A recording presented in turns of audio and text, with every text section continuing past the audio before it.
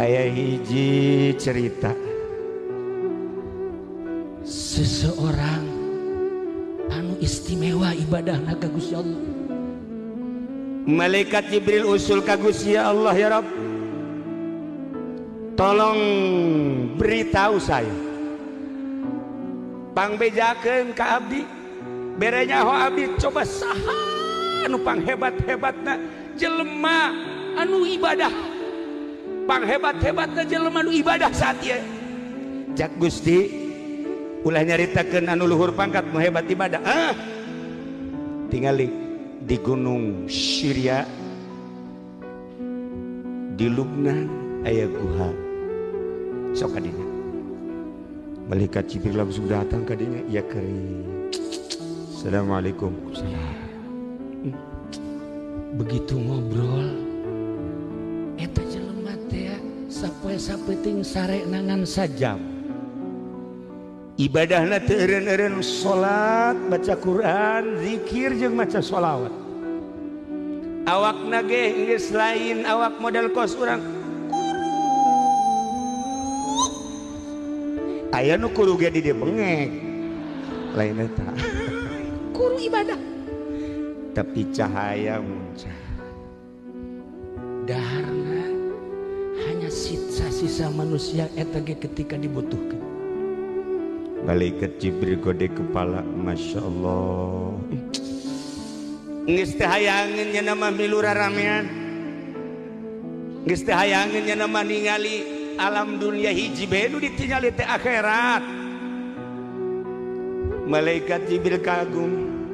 Setelah kagum keluar sababaraha meter tidinya aya jelema nu keur mabok ngagali taneuh deuk nyieun pager lantaran mabok.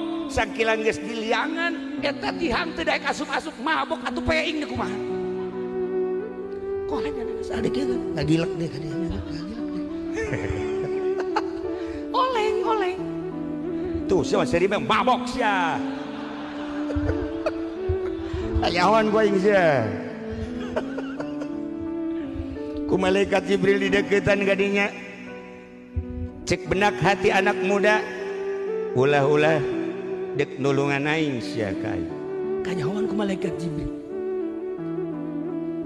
Gerintes hatena seperti eta.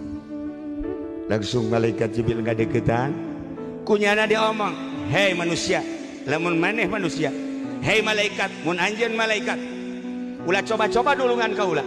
Ulah mah hiji bae minta tolong Allah." Cek malaikat Jibril nu mabok kieu. Heran aing mah.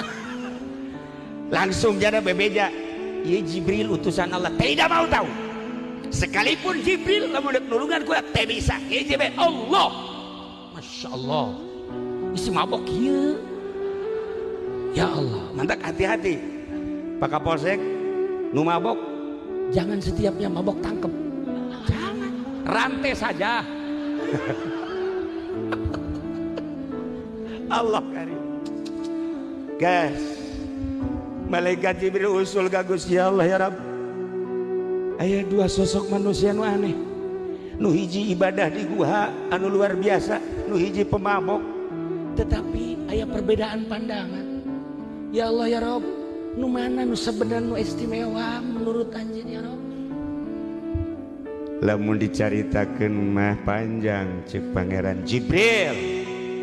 Bejakeun kanu di guha nyana meureun ibadah teh hayang kapanggih jeung kaula rek manggihan nyana setelah ngasupkeun gajah ka jero liang jarum 1000.